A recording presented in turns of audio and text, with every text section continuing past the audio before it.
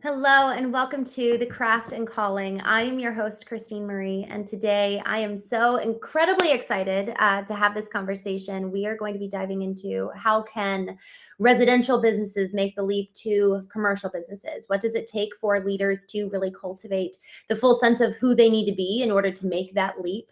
And also, how can we really leverage community? Because frankly, we're seeing communities die off more than ever before, especially with AI companions coming on.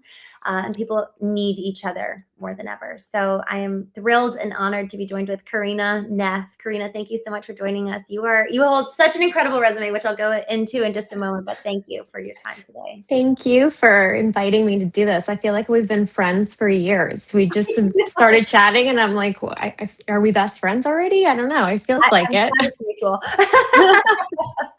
I mean, it's so fun. I was doing a little bit of stalking, as one does, before we joined, and it is so impressive what you've built. It really, really is. And not just what you've built, but also what you've been able to power forward. I think it's so easy to stay in our entrepreneurial lane. So obviously, you've got a really strong tech and data background, but then also with the service cleaning industry that you've been building on your own, both residential, taking it into the commercial space with MGN, and then coming on as the committee chair for ISSA, which is the largest association for, it's not just cleaning businesses, but it's the contractor space whenever it comes to even just facility management. It's like all the touch points of what goes inside of a business. So I'd love to just hear more about you and how did you get to this place today? Yeah. Oh, I'm so honestly, I think, one of the things that I'm consistently, this era, if you will, feels a lot like gratitude in terms of I've been put in places or situations, and I have the pleasure and honor to serve the way that I do, because this industry has given so much to my family. My parents came over to the US in 1989 from Peru, and they started a residential cleaning company. And that residential cleaning company provided an enormous amount of opportunity for my brothers and I.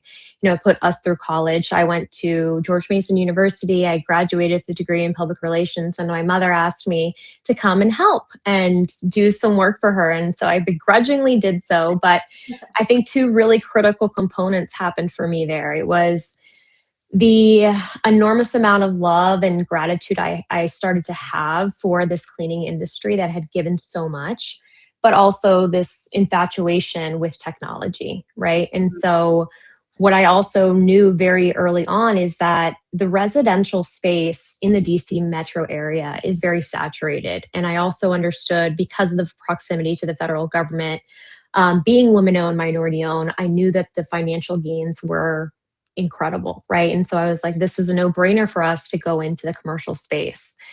I just remember having like multiple conversations with our customers that were taking hours and hours of my time and just draining for like $150 biweekly. And I'm like, this is not for me.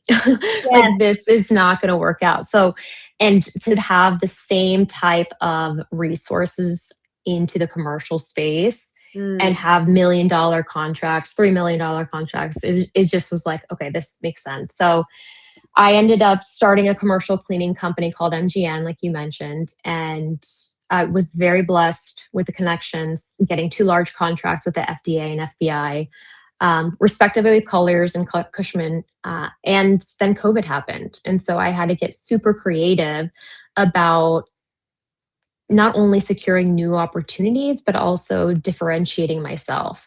And I remember thinking, okay, well, what does everyone want right now in the cleaning space? And it was accountability and transparency, right? Remember, Christina, the CDC at that time had passed out those mandates. You had to clean and disinfect multiple times a day.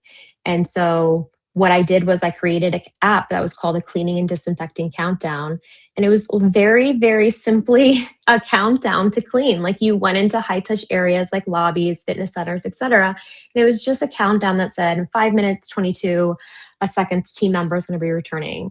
And so it was huge. And I actually got approached by the president and CEO of Pioneer, which is another DC Metro a cleaning company, huge though, 82 million in revenue, 1,600 employees across 4 states. And Chase basically was like, hey, you're smart. Why don't you come and sell me your company, sell me your app, and join my team and run my tech? And Wow. so I had learned to code, right? I'd done it. I had built an app, but I was all self-taught. So to have that opportunity to come into that organization in that way and take over the technology and build a fully integrated service platform, I think again was this place of like gratitude. Like, how am I awarded this opportunity to serve in this way and build technology for the frontline team member? So all to say that, I've been in this space my whole life. The residential really is where I started. Very passionate about helping the companies navigate the differences between residential and commercial. And it's very different, because Yes. that's a huge misconception that it's the same. It's not. It's very different. The pricing is different. And so now, serving as a chief engagement officer for building service contractors and residential, my mission is really to serve companies and help them navigate this space in a way that allows for profitability, allows for clear scale. And so I'm grateful to have these conversations because I get to just share the cool things that we're doing. Right. Right. As you're sharing, I was thinking about there's been multiple points of the evolution of Yeah. what brought you here today. The willingness to step into the family business, which is Oh, a yeah. big deal. I remember the first time I started stepping into the family business, and to your word, gratitude, you've mentioned that multiple times. Man, is it so important that we really understand our roots for Yeah. multiple reasons. We talk about it, about the evolution of our personal selves and really understanding where we came from. But in terms of the professional sense, if we are, kind of the child of a family-owned business, and a lot of Yeah. folks here, this is whether you are a child of a family-owned business or you have kids and you own your family business. Right. This is applicable in both regards. There was so much distance between us as kids with the family business growing up. Like, my dad would sometimes take us onto the job sites and it was fun, but in adulthood, I think he never wanted to force it on us. So we were actually Yeah. very separated and had no idea what was happening. But in so doing, I also never really got to know him. And as I've gotten more involved, gratitude has been such an anthem in my life where I'm like, wow, I look at love what that. you've done. Yeah. Look at what you've done. And I've gotten to know who he is at a much deeper level by knowing what he does. And Yes. so I just wanted to make that little comment because it is really important. Like, if we want to strengthen relationships with our children or with our parents, get to know what they do, because that will inevitably show us who they are on so many Yeah. levels. So I just wanted to call that out, because then you took that gratitude with you, and it was almost like gratitude was powering you forward to then look at things in a curious manner of especially when COVID hit, Right. well, what do people need and want? Rarely are we asking that question, Karina. And so I'd actually like to lean into that aspect of, if we want to get to the next level, what are the questions our customers are asking? What are the fears that they have? How is the industry being changed, especially with AI coming in? What are just some key questions that some of the folks listening to this could be asking about, okay, I want to get to the next level. How do I keep a thumb on the pulse of what people even need to begin with? Yeah, I mean, I think one of the things, like, let me back up a second though. You mentioned something really important to, like, the relationship that you had with your dad. And I just wanted to unpack that a little bit, because I think for kids and for someone that has been in this space with my parents and their company, I think it's very, it's about where you are at personally and how you connect with them. And so for you to be able to see your dad, that's a Mm, reflection of where you were at in that moment. And I wonder, like, mm. what was the one observation when you finally started to see him, both as a business owner and as a father, and the hybrid of two? Like, what was that one thing that you saw and you're like, wow, like, Mm. that's incredible? Communication, Really? especially because I really dove in 2017. I built their website. And I talked with, and I have this whole process on the marketing side when we start working with businesses, where I just dive deep into their data and deep into their customers, their employees, and like all of the facets, who are you, who do you serve, and what do you do? Like Right. all three of those aspects. And so in so doing, I got to hear all of their perspectives about my dad. Yeah. And that was oh man, it was just like such an honor, because how much he made people feel so loved through communication Yeah. and what a value that was. Because then I look back and I'm like, oh my gosh, no matter, he's got six kids and Oh my gosh. that's third generation for him. I'm the fourth generation. So he would take our calls anytime, no matter what, throughout the day. He'd even be like, "Hey, I can't talk. I'll call you back." And we're like, "Okay, you still answer." And so like the communication side was his modality of care. Yeah. And so that really transcended Wow. both in the family, but then also down into the business. It kind of descended down into the ranks of the way that he really loves people. And so now that I know that, now I know that that's actually, it almost becomes a love language in some ways. The way that people live in business can actually really show their personal values, as it should.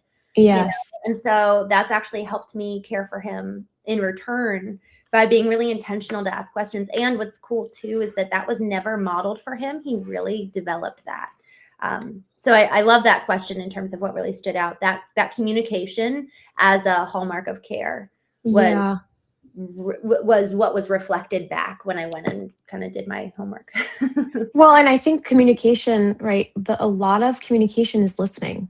Like you had to listen to him and his words and be able to feel them, because words have meanings. And especially when you start to ask the right questions and you're in a space where you can absorb them differently as a daughter, I think it's really beautiful to be able to have those moments, not just with him, but also, like you said, understanding those around him and how they are using words to describe him and his impact.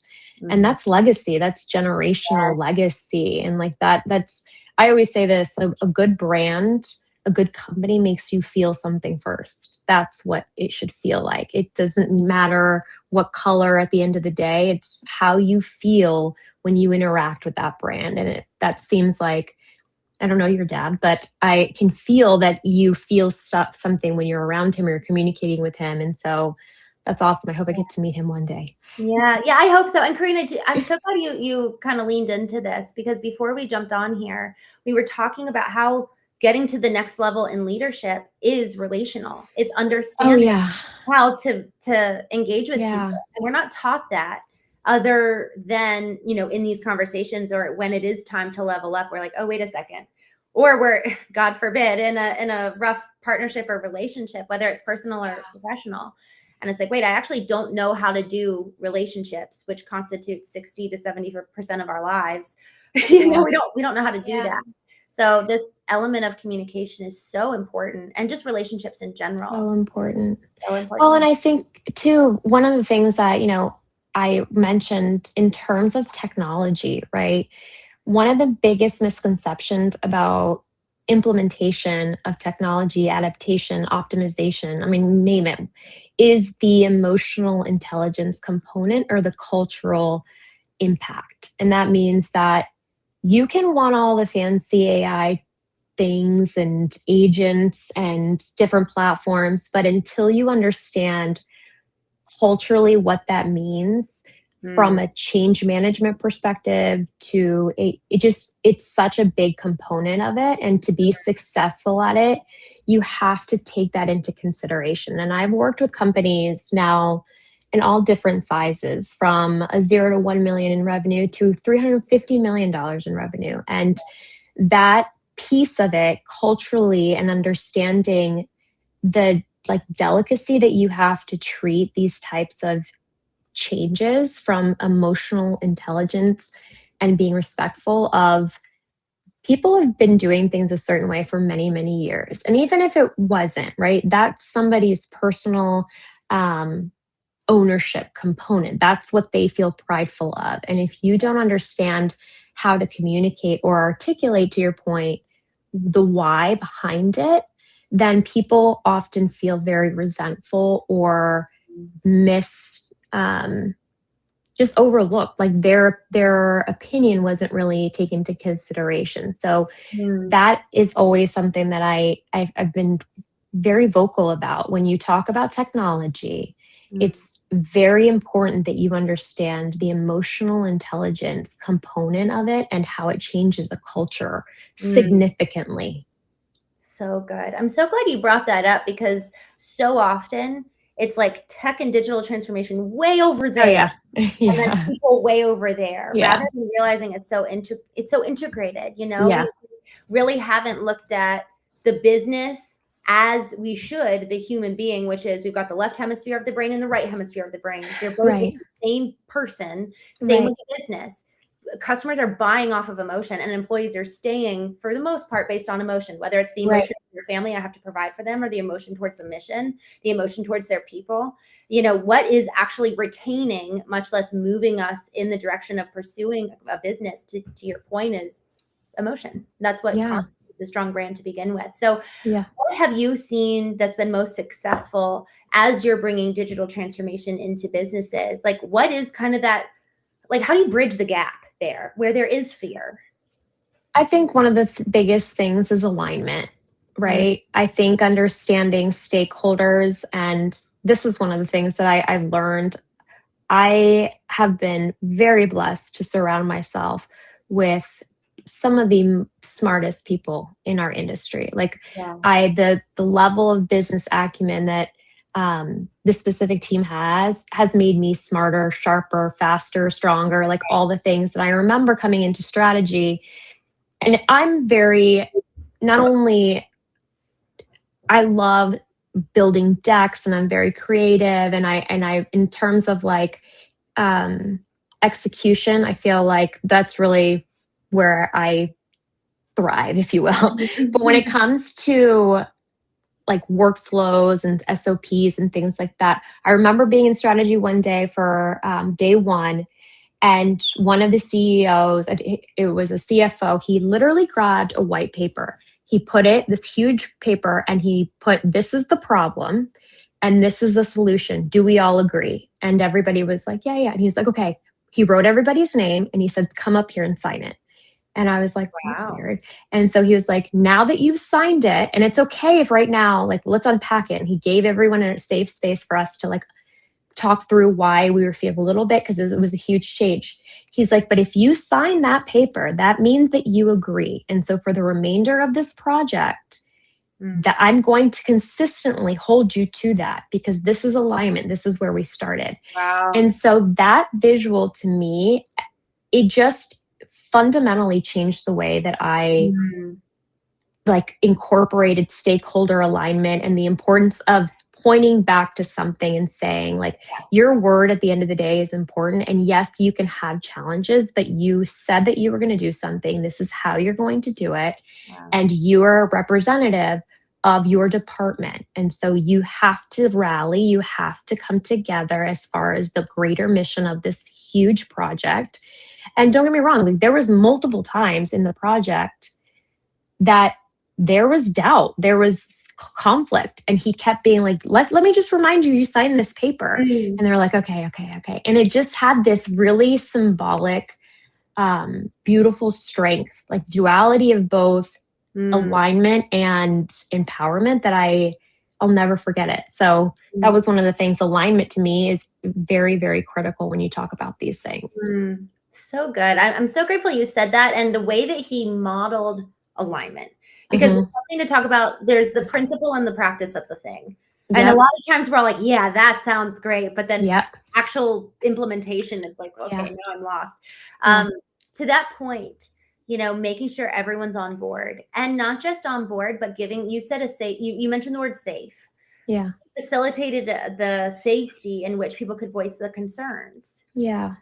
Well, and that was something that I really appreciated, the candor in which they brought. And you can be candid, but also respectful, right? And so that's something that I think a lot of organizations sometimes struggle with, because you feel like you either quote unquote are subordinate and you don't want to, go against the grain. And it's a lot of, again, being a communication major, mob mentality, right? And thinking like, if the majority is going to want this, I don't want to go against the grain. And this specific organization, they very much cultivated a culture that allows you to be vocal about your disagreements, or vocal about your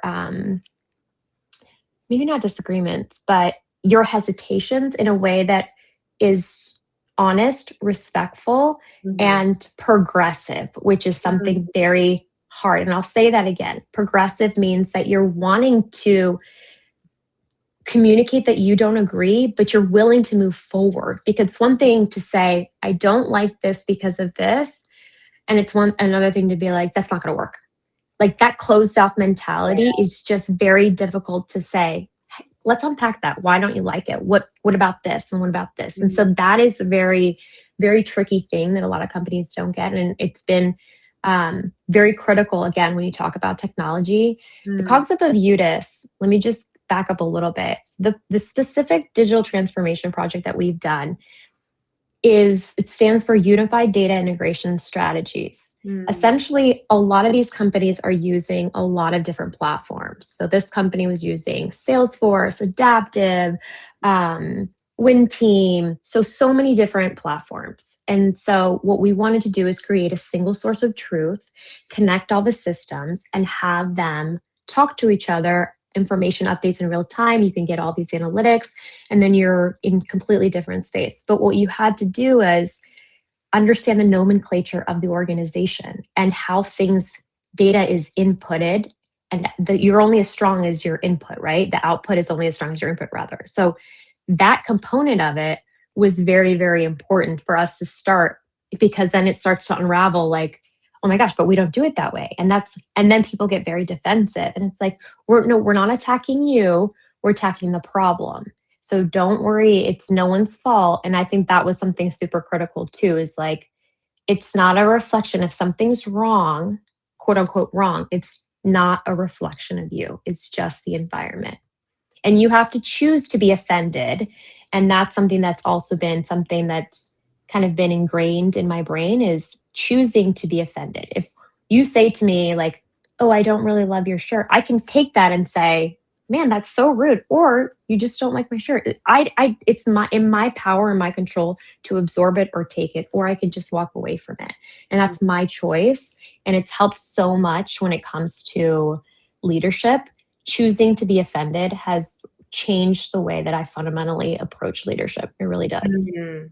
I'm so grateful for that point. Choice. Yeah. Viktor Frankl and Man's Search for Meaning. He was a psychologist, and in Auschwitz, his wife was taken and put into the gas chamber, and he lost Oh, every bit of human freedom. And he said, you can take everything from me, but you cannot take choice. That is, of all things, wow. the greatest of all human freedoms.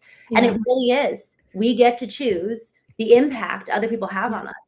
Yeah. And same thing, the impact we have on others, like Yeah. recognizing. So I'm so glad that you brought up emotional intelligence, because we have spent our entire lives cultivating our IQ. And now we're actually spending a lot of time cultivating Yeah. the artificial intelligence. I'm like, Yeah. this, but then the emotional piece is so important for the bottom line revenue as well as unity, Yeah.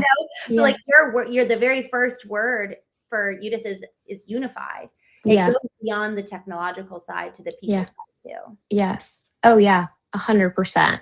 And I Mm. think in this business, having emotional intelligence from a relationship or referral basis is really critical. Like, understanding where people are at, inter what I, again, jumped over from residential to commercial, I consistently put myself in environments where I was uncomfortable at first. I went to BOMA, IRM, IFMA, chamber events. Like, I was very shy and I didn't want to go, but I purposely put myself, because I remember thinking, I have to be comfortable with being uncomfortable. That's just what has to happen.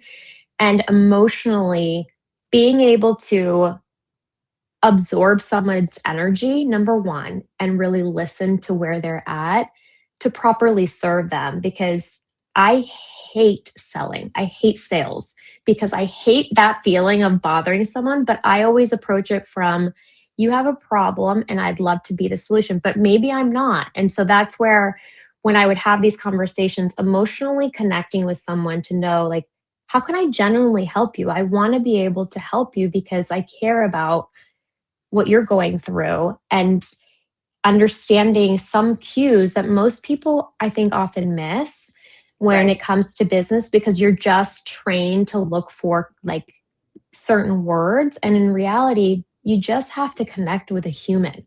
You have to understand who they are and what they need. And if a business relationship cultivates, then that's great. But Mhm. don't lead with that. Just try to understand where someone's at. Because, you and I talked about this when we first met. A lot of us carry a lot of weight personally and professionally. And you never know what someone's going through. And just to be able to sit with a stranger and just listen to them for Mhm. even 5 minutes and not have to like, you just let them be. Just let them be and listen. I promise you, you're going to get a lot of different opportunities. It's not about selling, it's about connecting. It's really about engaging with intentionality, honestly. Mhm. I mean, it goes back to kind of a full circle to listening as Yeah. the modality of communication. It's Yeah. like Yeah. listening for market changes, listening Yeah. to even potential vendor relationships and partner relationships, like listening Yeah. to form that connection. Um, and then for honestly, the connection also flows in new products. Like now it's like Yes. you're looking for something to plug into, and now it's like, okay, now we've got the connection Yeah. because now I'm curating my product offering, services, delivery, whatever it Yeah. is that you're creating. You've identified where's there the connection point for us to plug this into. So with residential, you were able to develop something very specific for the commercial side to then have that connection point. And so, Yes. but you had to listen. Like that's Yeah. where the app came from, was the result of that process. And so I think that when we think about, okay, how do I make the transition from residential to commercial? How do I scale my business? Are we actually taking the time to listen? I Yeah. sat with the former president and CEO of Jiffy Lube, who grew Jiffy Lube to what it is today. Oh, wow. I said, what's the one thing that you would advise me to do? And he said, I would craft out 8 hours on a regular basis to just listen and be creative and like work on the business, not in the business. Just like look, Yeah. observe, and like eliminate all inputs and just be. And then that's where creativity comes. That's where solutions can be found, is in the elimination of the noise of the problem in and of itself, because it could very well be something completely new, outlandish, Yeah. that we've never done Yeah. before. So Yes. I really love the listening piece, because then it also, to that point, listening to what is coming up for you, your intuition. Like intuition is a very powerful tool Oh, if we yeah. leverage it. Oh, yeah. I think that's such a listening. You absorb and listen to things different depending on your mindset. Like Mm, when I can listen, but I don't always hear, right? And that's something for me specifically, just to like a little bit of self-awareness. I I my kids will sometimes say, I have two teenagers, right? And so I'll listen to them and they'll say stuff to me. And sometimes I hear what they're saying completely different, especially the boys, because there are certain nuggets in there that they're saying. And it's like, I have to be better about actually hearing them and being present for that moment. And the exact same thing that they could have said, and I'm either between meetings, or I'm grabbing coffee, going out the door, or I'm going between like picking one up. It's different. And I think that is a skill in of itself. And sometimes you need to hear the same thing multiple times for it to hit different. It's almost like it goes into your heart in different chambers depending on where you're at. And wow. that, I think, is really, it's been such a blessing and a lot of like aha, because I was raised in an environment where, going back to kind of like generationally, right? My mother worked hours and hours. It was like 18-hour days. Both parents, right? Both parents worked all the time. And I remember thinking, I don't ever want to be like that. Like, I want to be around my kids. I want to go do things. Like, she couldn't go to a lot of things. And I remember having this sort of resentment for her. And now looking back, and the way that I have essentially turned into my mother, no big deal, in the best way. But my God, I mean, it's like the same thing that I've done. And it's now Mm, I see it that there's so much gratitude for wow. the sacrifice that she did for us. And she consistently does. And I think you said it earlier, right? We show our love in different ways, especially as parents that have been in this space and now being able to engage with a parent at this as an adult and now helping them, you see Yeah. them completely different. And I hope that my kids one day will see, me the same way that I see my mother and not hold so much Chills. resentment. Yeah. Yeah. It's real. It's real. It's really real. It is. And I think too, to your point of listening, what are our kids saying about us? Yeah. Because it's interesting and I'm just kind of musing as you say that. Do our value systems change as we get older and as we come to engage with the world more? But how can we bridge the difference of value systems as a kid to the parent level, even though they might come to appreciate what we are doing now later? How do we Yeah. still allow for the bridge and using that listening? Honestly, it's a tool, it's a tactic, it's a form for connection. So what Yeah. does connection look like when there are fundamentally different values, to your point of alignment in the boardroom? Right. I think of these analogies in business so much. They transcend every area of Oh, life.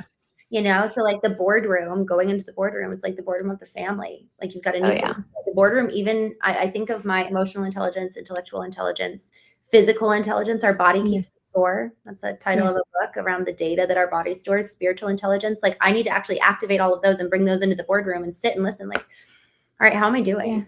Am I Yeah. actually rising? Because if we're not rising to the level that we need to in order to take our business to the next level, well, then the business actually might grow, but we're down here. And Right. we haven't cultivated ourselves to come up here. And Right. often, in order for the business to it follows our own growth, and so Right. do our kids. And so I just love that point of, it just made me muse around how do we make sure that there's still connection, even if there's not alignment of values. Right.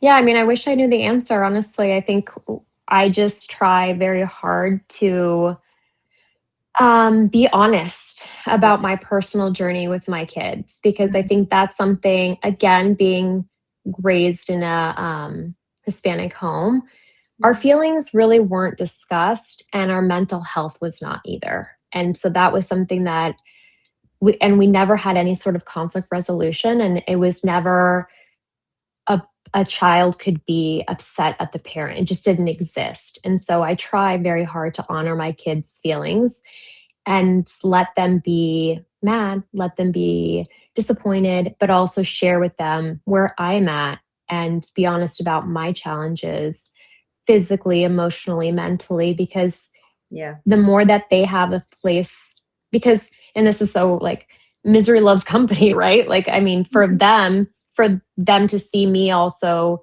struggling or stressed, and they're also having the same challenges, they're 9 out of 10 times they don't tell me, but just having them see like, okay, mom's also dealing with something similar allows them to feel some sort of connection to me, I think. Good. And also, this world is hard. It's very hard. And it's also very demanding of your intellect and your emotional connection consistently. Like you are expected to operate, to your point earlier, at a level 10 all the time. You've got to do everything at 10. And so that is very, very draining, especially for a child. And I have one. So Ryan is junior. He's going into his senior year. Junior year is incredibly difficult, and he's consistently studying and just the bridge between a child and now an adult. He's there, and he's feeling the enormous amount of pressure to pick a college and get into said college, and now driving and making sure he still has his grades up. And it's a lot. And so I want to be able to provide a place for him that he knows that it is hard. What you're going through is hard, and you're expected to be all the time at your best. And some days you're not going to be, and it's okay. You can have a bad day. And it's just, I always say this, The mistakes don't define you. It's how you react to the mistakes that do.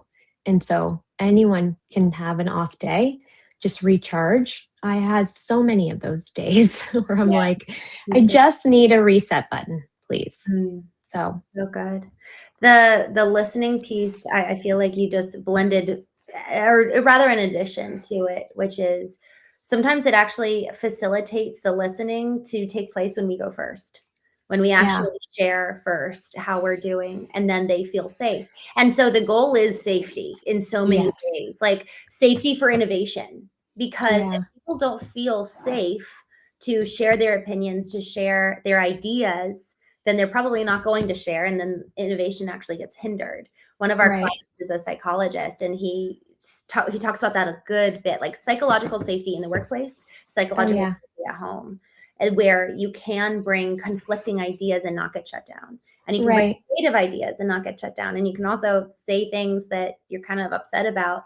So long as there's I don't the word boundaries I don't love in this context, but so long as there's almost like rules of engagement. Like Oh, I I love that. the boardroom, whether it's a boardroom with our family or the boardroom with our clients, I think of that as we're entering into the arena, like Theodore Yeah, Roosevelt talks about. You know, yeah, we're entering yeah, the arena. And frankly, I do this with my partner. It's like, what are the rules of engagement when we're yeah, entering into the arena? What does respect look like while speaking the truth? What does it right. look like to offer creative ideas and then not take it personally when Yeah, they're actually not the best ideas? They're creative, yeah, but not what we're going to do. yeah, yeah. What does the rules of engagement look like? And I think for so many businesses that I've engaged with, I found that actually they talk about values, the principle of the values, but not the practice of the values. Oh, yeah. People to Wow. really implement these values and live them out in practical application. Oh, yeah. I mean, talk about safe. So I think safety to be vocal about your ideas also comes with the understanding that being passive aggressive and silence in a lot of ways has so much erosion to it. Like it just creates so much toxicity, in my opinion. That's where I always try to start the conversation with there's definitely some things that I may not like, but may not like that you say, but at least say them so you don't hold on to it. And then it comes out in a different aggressive way, because that does more harm Mm, than anything else. Because then what ends up happening is that little passive aggressive seed gets planted in that soil. And then every single word or every other thought or comment, it just cultivates that little seed of passive aggressiveness. And then it sprouts up for you in moments that you may yeah, not really want to have come up. yeah, And so I would rather tell me, Karina, I don't like that idea. And mm, I'm pissed off that you said that, than for you not to say it and it come out in a different way. And mm, so that I can handle. I think the safety that we create like you said, in an organization is paramount to the success of long-term adaptation. Like it's very critical, and also consistency of that safe space, because you can lose that safety in yeah, it's crazy. You're having a one bad moment where you say something and it's so difficult to get that back. mm, And so I've always tried really hard, and I'm not great. It's not like I do it perfectly, but I try very hard to center myself when I feel like my face is getting hurt and I'm like, oh my gosh, I'm about to. And I'm Thank like, no. you. Yeah. And those that know me best know, like, when because I'm like, okay. And that's my way of like, I'm not gonna say anything. I'm gonna let them finish. And I like fundamentally I disagree with what you're saying, but no. And so it is a challenge, but I always want to make sure that I'm respectful and that I honor people's safe space, and they can tell me whatever it is they're feeling in a way that would allow them to feel release, because that ultimately is what we want. We want people to feel release and safe. And vulnerability, this is a Brene Brown quote. Vulnerability is the greatest, what is it? The pathway to like creativity or something. Like you can only be creative if you are in fact vulnerable. And I think that's one of the things I've also learned is being okay with making mistakes and vulnerable and letting people in. And I learned that at Pioneer. There was a lot of moments where I was wrong. I was wrong. I was out of line.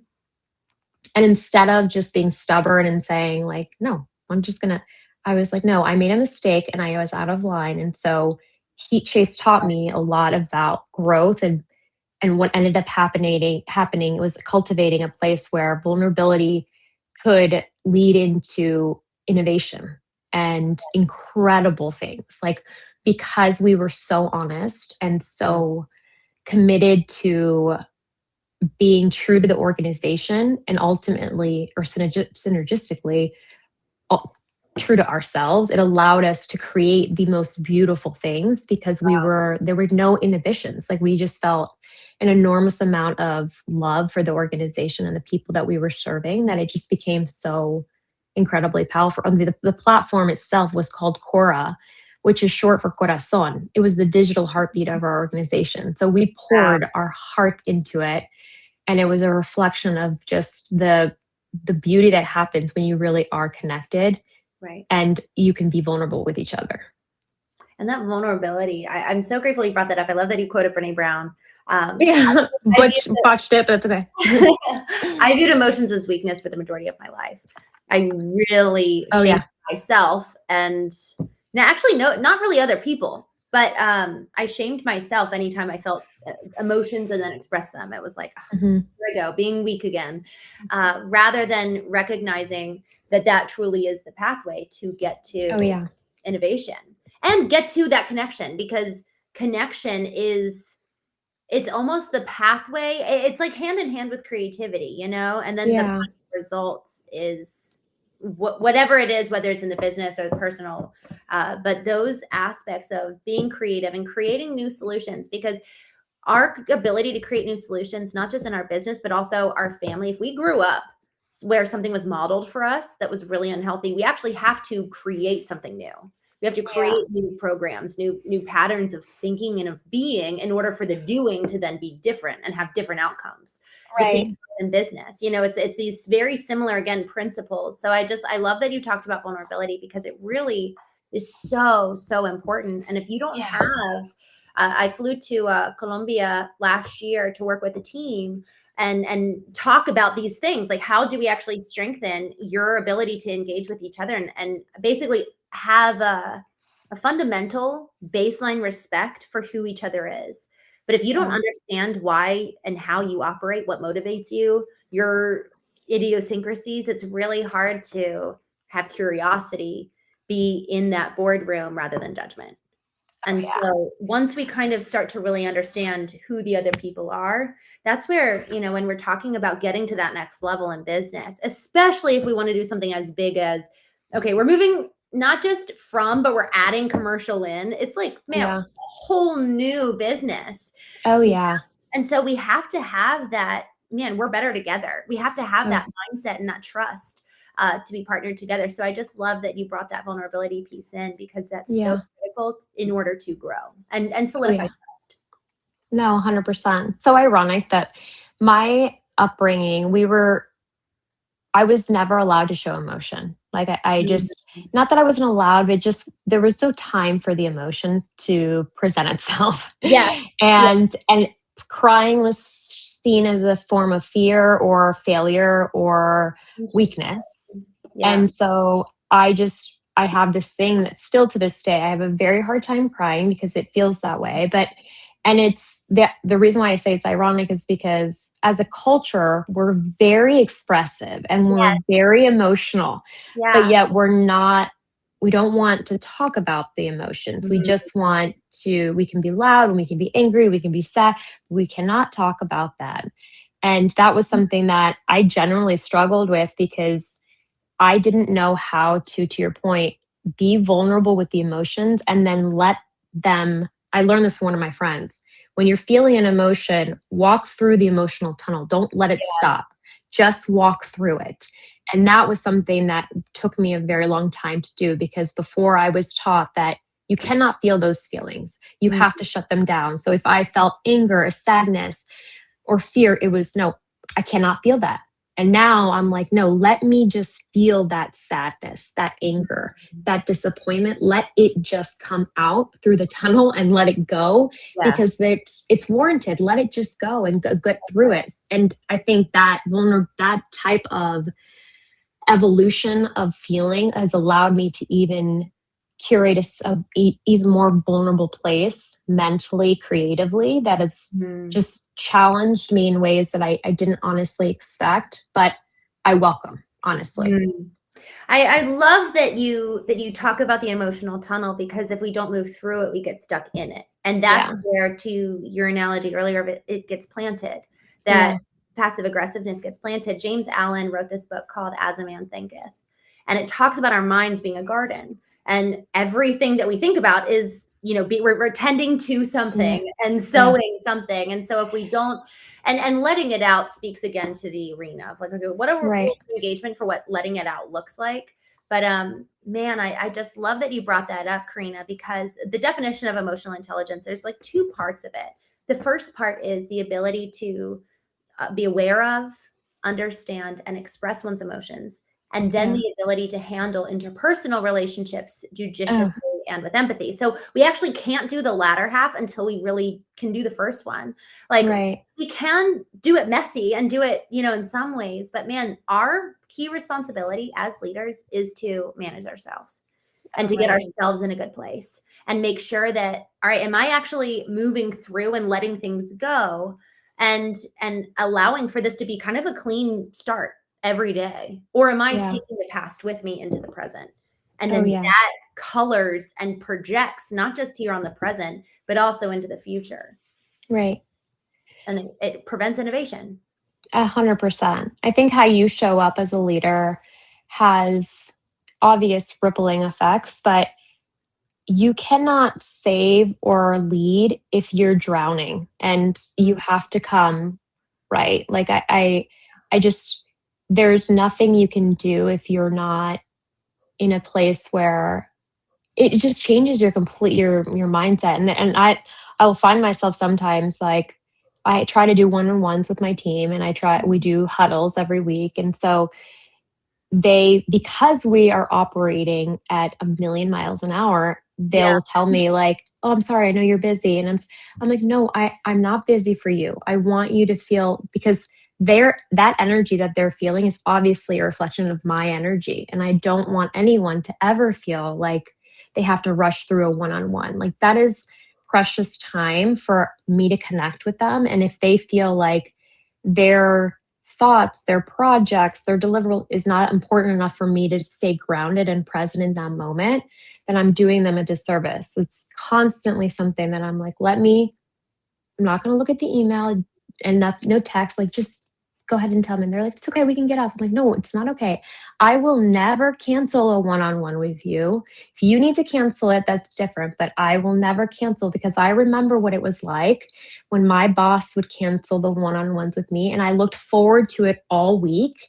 And just to share a project, and then you almost feel a little silly because you're like, I feel like a kid that I got disappointed that my dad didn't show up, right? But like, that's what it feels like, because you're so excited to talk, to have that one-on-one connection, because ultimately you feel like they're pouring into you and helping you grow. And when you don't get that thirst quenched, it leaves you feeling a sense of detachment and feels very isolating. So I never want anyone to feel like that, and I never want them to feel like they were not as important as any meeting or any pitch or anything that I do. Like, their time and their efforts are just as valuable as mine, if not more, to be quite honest.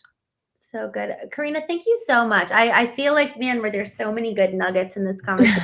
I'd love to know, what's one thing I haven't asked you that you're like, man, they have to know this to get to the next level what you did with your business is so remarkable.